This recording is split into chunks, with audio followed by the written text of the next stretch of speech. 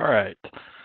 I decided to make this video for a couple of guys in my club who are getting ready to be our new organizer for our competition and running the computer and I've been kind of running our competition the last 4 years, and it's time for me to train some new people, and I thought I'd make this video to share with other people who might be interested in starting a competition and make things a little easier. I've noticed there's not a whole lot of videos or training material on some of the stuff. Some of it's pretty straightforward and basic, but I thought it'd be good chance, good opportunity to document and um, basically help anyone else and make the community a little better. So anyway, so if you got a group who wants to start a competition, there's a couple things you guys want to figure out first before you kind of start any of this process. Willing to do it, and you feel like you got the resources to pull it off. Typically, when I first did ours, it was basically myself kind of doing everything. I don't recommend that, but it is capable if you're dedicated to it. But it is real nice if you get form a committee, get people to help out, and then it's not a whole lot of work that if everyone works together. But a couple things you want to figure out before you start some of this process. You want to figure out what kind of competition you want to do, what kind of categories you want to do. If you're brand new, have a small club, I would highly recommend you start off small, under 100 entries. You might just pick a couple categories. Keep it small and simple. Learn from it. And then once you feel confident, then grow it from there. Our competition, we first started, we were under 100 entries the first year. We grew to 150 the second, then 250. We had 300 last year, and we're going to try for 400 this year. So it's a slow growth, and we kind of learn things, and we get better. And as you get better, and you can make your competition better. Um, so figure out what kind of competition you want to have. It can be as simple as one category, one day, real simple, real small, or it could be real complex and big. Uh, most competitions use all the styles, and some don't. So decide how you want it, things like that. Next thing you really want to figure out is the date, and dates really more based around how many judging days you think you might need. And you're going to need a lot of stuff to get your sanction and set up your website, and then kind of want to determine if you have any special rules you want to set up, how much entry fees you want to charge. Based on the little details, you kind of want to have a good idea before you kind of jump into some of this. Um, when you're picking a date, you might also, there's a competition calendar out there on the AHA website. It's really good. Anything that's out there, you might go and double check if there's a date you're thinking about. You might go see if there's any other local competitions around or even regional. So you're not, because you're going to want certified beer judges to come to your competition to help out. And if there's another local competition or maybe another popular regional one, it might be harder to get judges. So keep that in mind when you're thinking about doing a competition. The date and times don't interfere with a competition that's been around for a long time, or because that's going to be a problem. It's going to be difficult to get judges. So something to think about, and you can find this at the homebrewingassociation.org. You can go into competitions, and there's a good calendar there to help you out. Actually, go to events, BJCP competition calendar. That's right there, and you can search it by state, time of year, whatever. So those are really the things you kind of want to initially think about, and before you set some of this. So first thing I would recommend is getting your competition um, sanctioned. And sanctioned basically means it gives some legitimacy to your competition, but also means certified judges can earn points. People who are trying to become certified judge need points. So it's a good way to attract certified judges, people who are looking to be judges. It just kind of makes it for entrance, gives a little they know it's a legitimate competition. They know it should be ran properly. So you don't have to have a sanction, but I recommend it. It's real easy to get sanctioned. You basically go to BJCP.org, and over on the right-hand side, there's a little competition center section. And this section is really good if you're brand new. I would highly recommend reading through all this. It's got a lot of good stuff about, you go down to your supplies, your score sheets, all the different paperwork you're going to need for your competition. And the reference material is awesome. It's got, I highly recommend start with this competition handbook. It's the organizer's Bible. It's got every little thing you might not have thought about. I don't know how, there's a lot of good stuff in there, to kind of educate yourself and know what you've got to get done. So so I would start there and read some of this stuff. But when you're ready to register your competition to get a sanction, you basically click on this, and it's pretty straightforward.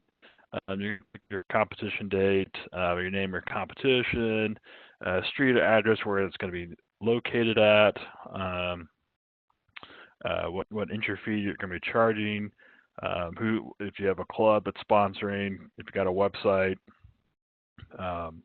if you want it listed in Zymergy, which is, if you get it within 90 days, it says up here 90 days, you get on the competition calendar, the AHA website. It's a good way to promote your competition and get on these things.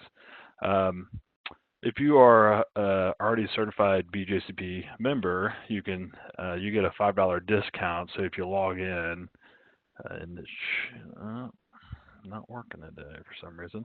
But anyway, so if you log in, it would automatically load all my info here, and it charges, instead of a $30 charge, it'd be a $25 charge. And it sends it to PayPal, and usually takes, I think it was about 24 hours before I got a notice to get my sanction. And that looks like this guy here. You'll get an email like this. It's pretty automated email. A couple important things. You'll get a PDF file. The PDF file is your actual sanction, and it will have a BJCP competition identification number, and you'll want that. And also will have a password that you'll use to get on, basically report your competition afterwards, so judges get their points. So you want to make sure you save this email in a safe space. It doesn't get recreated or saved anywhere else, so it's important you save this. The other real important thing, they send you 2 Excel files of all the active BJCP judges out there, and all the provisional judges. Who are provisional judges are basically people who have taken an online test, but have not gone through the rest of the certification process. But this is a great way to find judges in your area. When you open an Excel file, I'm not going to open it up because it's got a lot of personal info in there, but it's important to use Excel, use the filter function in Excel, and filter it down to, you can filter it down by state, and then within there you can grab all the emails for judges in your state or your region, put together a little email list and send out. You can do the initial call out for judges, and I highly recommend that. Do it as early as you can to get people to save the date, thinking about your competition. A couple things I want to point out. To use when you send out a mass email with people, especially judges, they really want you to use the blind copy feature, the BCC feature in your email program. I'm not sure how to do that. Google that, but that basically sends out a mass email, but doesn't show anyone's email address, because it can potentially get hijacked, and people don't like it when people's emails get shared with people they don't know. And again, only contact judges who are in your area. Don't, if you, like I live in Kansas City, Missouri, I'm not going to send an email to judges in New York and California and spam them with a bunch of emails. So be considerate and read this info, read the sanction, understand what you're doing before you kind of jump into things. So once you got a sanction, it's kind of time to start getting your competition organized. And the next thing is you really need to get your website up, because the website is kind of be the link you're going to start using to promote your competition. And having to start registering, trying to register their entries. And there are several competition software out there, but there's really two that I see used the most, and that's the Brewing Competition Online Entry and Management, which is what I use and what I'm going to show in this video. There's also Regi, which is another software that I see that's pretty popular out there. The main difference I see in these two, is that the Brewing Competition Online requires that you have your like your own web server, and takes a little more technical details to get set up. With Regi, here's a shot of it right here. You just kind of go to it, and it's real easy form to fill out, and then they set up everything for you, and then it's ready to go. I don't think it's got as much things you can do as brewing competition software, but they both work real well. They do what you need to do, and it really is up to you. Me personally, the reason why I use the one I do is just the one I learned early, and the one that I feel like I see the most. And I also like the visual of it. I think it's a little different than the Regi. I don't like the Regi visual. It just seems a little outdated to me, but it doesn't matter. Whatever you feel comfortable with, learn. But this video is going to be mainly about the brewing software, and you can. You can learn about this software. BCOE&M site. Sorry, thought I had that site up.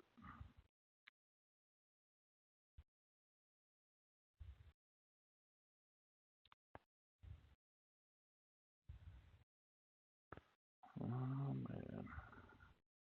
Oh, here we go. So if you go to brewingcompetition.com, this is where you would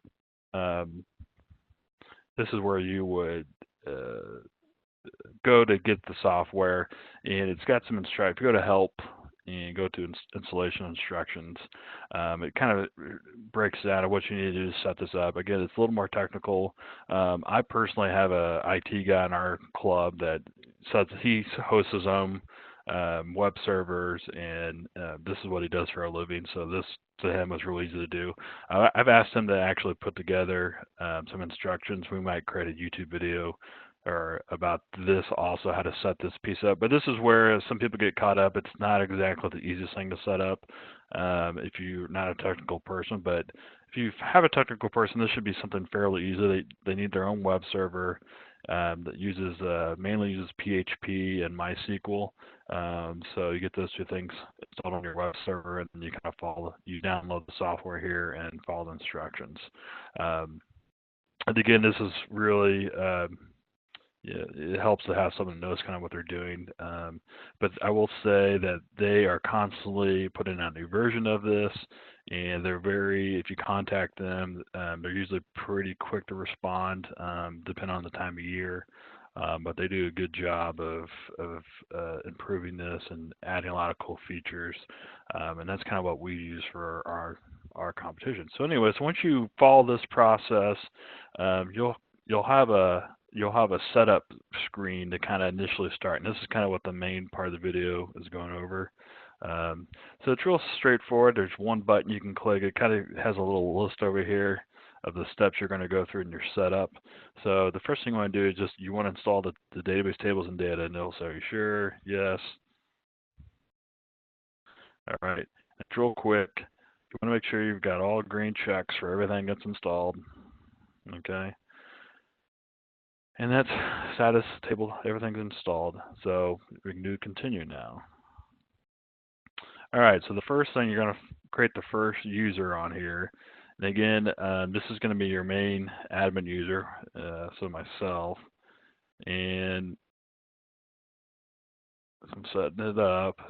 Security questions. I'll just say blah. Again, this is not normal what I pick, so now that is the account to be the top admin on there. And you can actually add other admins later on. when you have other people want to have admin access. And we'll probably cover that in another video. But anyways, you'd fill out your normal info, and anyways, and this is exactly what you would put for when you register for an entry. Add in, add user info, and it should take you to the next step, or set up website preference. This is probably uh, some of the stuff you really got to know ahead of time before you do this. And some of this you can go back and add later. One feature I like to point out here that I think is real important, I see a lot of people don't use, is when does the results post on this website? And I see a lot of competitions that kind of fail to do this. They they just don't set this time right. So they either have their banquet or their award ceremony, and then you know users or entrants are Saturday night are refreshing their screen and seeing when results are going to get posted, and this isn't set until like a week after. So be aware of this setting and try to make it so as soon as your banquet's done or award ceremony that these that your results post. So basically this means this is when the results on that front page shows all the winners, but then also the entrance scores are usually posted at this time too. So that's a real, in my opinion, a very critical thing that will make your entrance much happier when you won't have people emailing you constantly where are the results. So something to think about. So this is a thing. Do you do winners by table? Table meaning you have some tables can have combined categories or styles, or you can do it by style or sub-styles. It's kind of dependent. I personally do it by table. That leaves me the flexibility if I need to combine a category. Let's say I'm combining the American lagers with some European style lagers, and instead of having one category, I've got two categories combined, and it's just loggers is the name of the table. So that's kind of what I do mine by. But so if you want to do it by style, it's kind of up to you how you want to do that. They've got a lot of new things in here that's fairly new that I have not ever used. They've got a cool new feature, best brewer and brewer title. Like if you want to do like an iron brewer or basically the person that collects the most points in the competition. If you want to get a special award for that, there's also got a club, a club title too you could use, and it's all based on points. So you can set up your own point system and show and have a tiebreaker rules. I don't use that feature, and that's something that's I think fairly new with the latest version, and it's kind of cool if you want to give out an award for someone who won the points for a club. So it's something to consider. Score sheet upload file names. This is for if you use the upload score sheet upload feature, and this is basically how when you create the PDFs. And we'll have a whole nother video later on about how we actually use this function. To upload, and it's a great function for your entrants. Will love it. When their results get posted, they can go pull up their score sheets. They don't have to wait in the mail for a week to get them. It takes some extra work, and it takes some special tools to get it done real easily. And we'll have a video about that later. But it's either by judging number entry. We usually use the judging number. It's just a preference of how you identify your PDFs. So when you're whatever you think is easier for you. If you want your contact form, you want people to be able to contact you if there's any problems about entries. But right here it shows me, DaveSchumar.cern. You can test your email, make sure that works. And actually, I'm not all the way set up yet, so I'm not gonna mess with that right now. And again, it sends you if you want when the user does send you an email, it will send them a confirmation email too. They've got different themes here, colors and stuff. I usually just stick with the default and some of this stuff. I do turn on the search engine so people, if they Google search you, your competition will show up in their search so that people can find you. There's this custom module thing of people who are people who might have any kind of software background and want to program different things. I've never actually got into this, and I don't actually know what to recapture. This is again something that's fairly new. We want a drop-off location. Drop-offs is where people are going to drop off their entries. If you plan on having people ship your entries, you'll want to enable this. Entries, this type of entries you want to use. So they actually, you can go back and use the old 08 category, or they actually have the Brewers Association used, I believe, used in the GABF competition, which has a different list of categories. So they give you some options there if you want to do different things. The type of entry form user will get, if you use barcode or QRs, you can select that. If you just want just the bottle labels, you're not going to use barcode, you can select this one, depending on what you want to use. And we only want them to print out labels only. It used to, and I'm glad this is a good fix. I used to have to print out a registration form for each entry and wasted a lot of paper. This is just again, whatever you want, how your entries want to come in. Highly recommend you hide the entry recipes section. This actually, unless for some reason you're going to require that, I don't know why anyone would, other than I think the national competition for finals only, you have to give your recipe. But really, typically judges are never going to see the recipe section, so it's kind of a waste of time to put it. And this kind of, I think, scares off new entrants, new people who are new to beer competitions. They're not sure what to put here. Some of them don't like to give up their recipes. It's just easier to hide it. Also hide the brewer specific field. It's just another layer of things. If the entrant thinks they have to fill it out and it just confuses them, I think it's just easier to leave it out. I personally highly recommend that you max out the character limit. This is for your categories that require special information. Give those entrants enough space to be descriptive as they want. So here's where you would put total entry limit. So you want 100 entries for a competition. Once there are 100 entries entered, the website will not allow any more until you change this number. So something to think about. They have a new option in here to how many you're going to do are paid. So a lot of people will go in and register but won't pay until, because they plan out there, and then something happens and they don't end up paying or don't send entries. So some popular, this might be something if you got a really popular competition, so entries don't basically get held onto. So anyway, so this is another option. So it kind of forces people to pay early. It really helps if you're trying to figure out your budget, or prevents people from kind of hoarding entries that don't have any intention of entering your competition. If you want to limit how many entries a participant can enter, you can change that. I personally, if a participant wants to enter every category, I have no problem with that. Some people, again, this is stuff you want to have a talk with your committee of how you guys want to do it. This records display is basically how many records will show up when you start getting your entries. It makes it easier to read. You can set how many to display at a time on your page.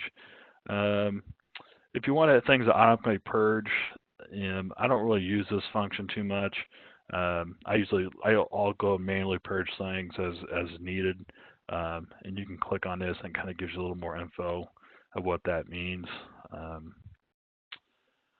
Localization, however you want your time format to show up, and it's real important to pick your right time zone. So I live in Central Time. Again, this is really more for recipes. Again, I'm an American. I don't use the metric system. So, but anyways, your type of currency you want. I live in the U.S., but all the countries are listed there. There's another new option if you want users to have to pay before they print out their paperwork. I'm actually one of those people who I don't pay until my entries show up after shipping. Then I'll pay when I get a notification they show up. I don't know, I'm weird like that. But anyways, you can enable this, and basically it forces people to pay before they can print off their labels. Um, it's up to you however you want to do that. And then here's if you want to accept cash, if you want to accept check, if you need to know, you need to type out here who checks are going to be paid out to. If you have PayPal, you need your PayPal account listed here. And more, PayPal just makes things way easier to deal with, collecting cash and check. Our club does it, I think mainly because we have a lot of guys in our club that don't like computers and all that. They like old school cash, which is fine, but it's just have a plan to deal with that. How you're going to collect it, who's going to be responsible for it, who's going to record it, when and where you're going to deposit it. So that brings up another thing. This is a new function. I don't know anything about PayPal info notification. This is something you want to go read up on. It's something I haven't decided if this is something we want to implement this year, but it was a new thing. PayPal does charge a small fee. I think it's like 15 cents, 20 cents. I'm not sure, but if you want to eat that as a club, you have the option. I personally make entrance pay for it, and it's really up to you. And if you're going to do sponsors and have logos displayed, you want to have this all set. So that sets your website preferences. All right. The next thing is your competition info. So, whoever your coordinator is going to be, this is where you would set this up. And again, this can be changed afterwards, you know.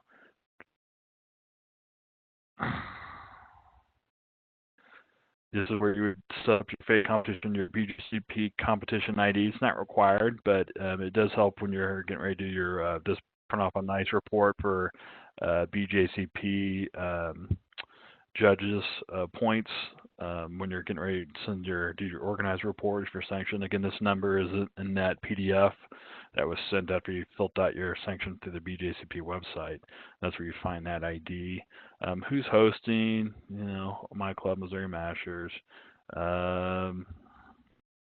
If you got a website for your address, QR code logon. If you use QR codes for check-in, which I think our club's going to try using this function this year. I've actually never used it in the past. But you basically, any users that are helping with the sorting, there's going to be a password to log on to the QR thing first. So this is where you would set that. Look at delete. Anyways, and here's where you would, here's the real important parts of your competition is setting the dates and times properly. So entry window is when users are allowed to start entering actual entries, and so there's difference here. So it's and you can change the time in here when you want to start, when you want to close. Drop off is when you want your entries to start arriving, and when the cutoff is for the deadline. One thing I will say about drop-off windows is wherever you're going to do that, talk with those people like we do it at a local brewery, and we really try to tell entrants not to overwhelm them until 3 days before. We only give like a 3-day window for locals, mainly not to overwhelm the brewery that's storing all these beers for us. So just something to consider when you're working with someone to figure out where you're going to do this. Shipping, if you got a shipping location, make sure that's accurate and you've got the right address. So again, this is all stuff you can go back and change later if you're not sure. When your shipping window, when do you want people to start being able to ship? I usually give people like a week out before they're due, and again, work with wherever they're going to ship. If they're going to ship to the brewery, that the drop offs are going to. If they're going to ship to a shipping person, a local member, and then they're going to bring them. Those things you want to figure out. So account registration. Account registration, you want to open up accounts. People can start registering, but not enter. You can do that beforehand. A lot of competitions will open up registration first, and then entry registration will begin later. So again, you just kind of pick dates. If you want to get judges and stewards to register early, you can again set this date. I like to set the close date to your last day that you plan on judging. That way, if you have any judges that walk in day of judging, or you can register, it makes it easy to register people late. So something I like to keep open. Makes it easy. Rules and other information. It's got our real generic competition rules. I'm not actually, so I'd read through this, make sure this is something you want to do. If you've got any special rules for your competition, it's very important that you're clear what those rules are, so entrants can know. When people have questions, you can point them back to the rules. I mean, what they have here is real good. I don't think there's anything that needs to be added unless you're doing something special. Entry acceptance rules. So this is what you're going to accept. The default, I will point out, this have 22-ounce bombers on here. If you want to accept bombers, that's cool. I will tell you, the bigger your competition gets, especially once you get over 100 entries, you're going to want all those bottles to be the same for storage. If you start, our first year, we allowed bombers. And I think the second year too, and then we realized that it was becoming really hard to sort and store when you have different sized bottles. So now ours is 12-ounce only. So something to consider. If you want to do growlers, I know I've seen a competition, they do like a keg thing, but again, this is where you would edit whatever you want. How many bottles you want. Ours is 2 12-ounce bottles. And be specific on here, so people can read this and know what you can do. If you're going to accept brown only, will you accept green, clear, printed caps? Anything you don't want to allow, be specific in here, but be flexible. I mean, it is a beer competition. Volunteer information. This is where you would put anything the volunteers might need, incentives for coming. Like we make sure we have meals for our competition. We make sure we have, sometimes we have a raffle. If any of that kind of info, if you're going to do some, I've seen some competitions have, lodging, hotel information, beds for judges, any kind of info for volunteers. I might come in. You can put in here. Depending on what do you want to charge for an entry fee. This is where you would set that. $8. You can set a fee cap. Let's say, after $50, they can enter as many entries as they want. You can do that if you want. If you want to do a discount on multiple entries, their first entry is $8, the next one's $6. You can set some of that info here. Here's where, if you want to do something, if you have paying members, you can actually do a password for paying members and a discounted fee, which our club does. It's a real nice, another one of those club membership benefits. Discounted entries encourages more of your members to enter your competition too. So those can be set here. If you got an awards ceremony, you can set the date and time. Let's say it's going to be, it's going to be this day. That's where you would set that. Again, you put name, interest, and then award structure. Here's, I think, again, I know, including myself, I like good awards, so I like to give more little details. We're going to give out custom medals, best of show trophy, type of prizes. Like, we'll find out what kind of best of show prizes we'll give out. You can be detailed here.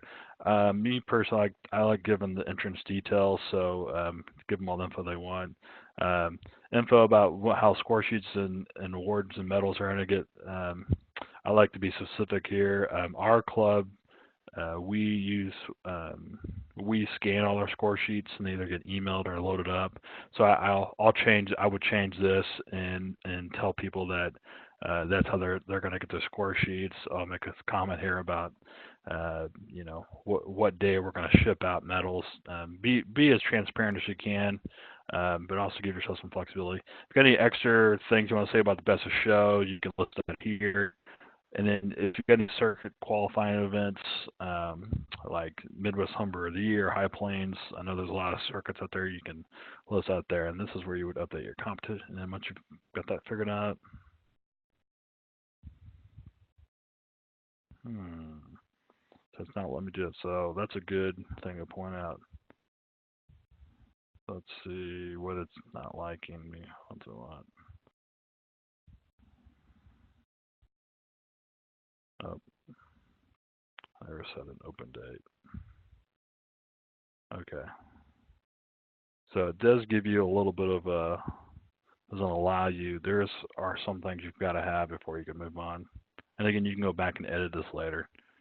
It's got judging locations, so this is where you would, if you know the days you're going to judge and when and what, this is where you would set that. Judging day 1, it's going to be this date, Main Street, how many rounds you're going to do, if you're going to do more than one round.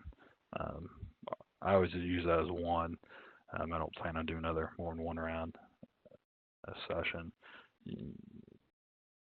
It'll ask you, do you want to add another? Not at this time, so you can go back and add some later. Again, this is drop-off location, brewery, numbers, Main Street, got website.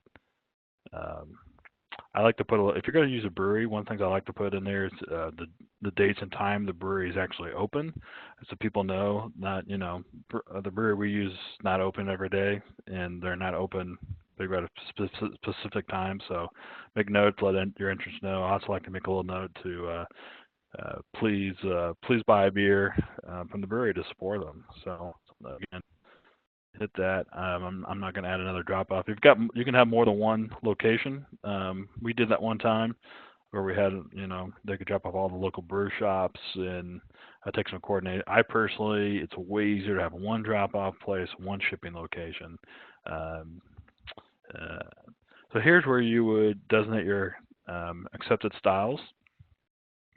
So it's defaulted to currently have all styles listed. So you can do that. Later on, I'll show you where you can do custom stuff. But if you don't want, you can do this, and let's say I just want to do, we're going to do just American White Lager and American Lager only. So I got 2 categories selected.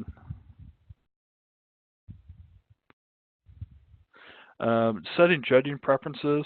You can limit the number of judges that may sign up if you got a real popular one. Queue judging, I don't use queue judging. You can click on this info and it gives you some info about queue judging. There's a doc out there in the BJCP website about queue judging. I don't personally use it, but if you want to use queue judging, that's where you would set that. If you want to limit how many judges can sign up, or steward limit, if you want to limit how many a judge can judge in a flight location. The only thing I change in here is we only show the top 3 in the best of show round, but you can change those settings. Once you're all done that, your site's pretty much done. There is this, this little guy here, there's a variable, there's a file on the web server that needs to get updated. It's a little bit of a security issue that someone can, potentially hack. So you want to give a heads up to your webmaster that they can do that. But basically, you can see everything's set up, ready to go, and now we can log in with our admin account. And when you log in as an admin, it has this really nice administration dashboard, and it's really nice to look at and easy to navigate. Over here it shows, as you get entries, you'll start seeing here, and you can click on them. showing how much I got paid. Shows me my entry registration's open, my registration's open, my judge registration's open.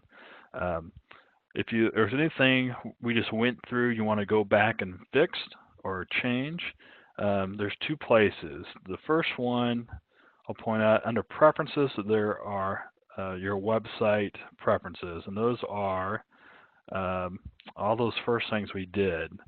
The winter displays and all the point systems, contacts, entry info, all that. And that's where you would go, and if you ever want to disable, enable, edit any of that, that's where you can go. And then the other space is competition info. You can edit your competition info. This is where you'd be your name, your ID. Let's say you didn't know your BJCP ID. Needed to change your entry, shipping locations, some of your dates, changing your rules. So this is where you can go back and edit info, update it once it's done. And that's pretty much, you're ready to go. Once everything, once I'm done, I usually will have a couple of my members proofread it and double check dates look okay. And once you feel like you've got everything set up, you're pretty much ready to go and start promoting your competition.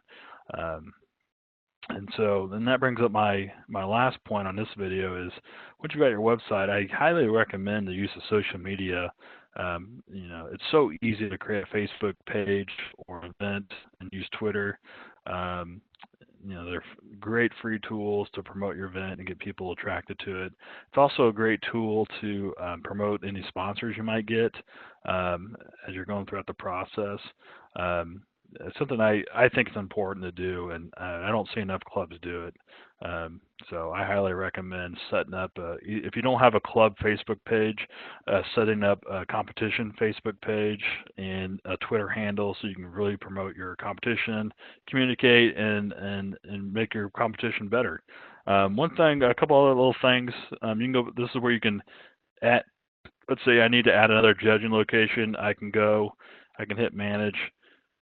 Here's the first judging date I've got, and I can easily add a second one if I wanted to. Okay. One other, if you've got started getting sponsors, if you're one that's going to have some sponsors, you can easily add a sponsor, and you can upload images. So it's a great way to get prizes for your club. And when you put the logos, this is something you can show your sponsors. Hey, we've got our competition website, we've got our Facebook page.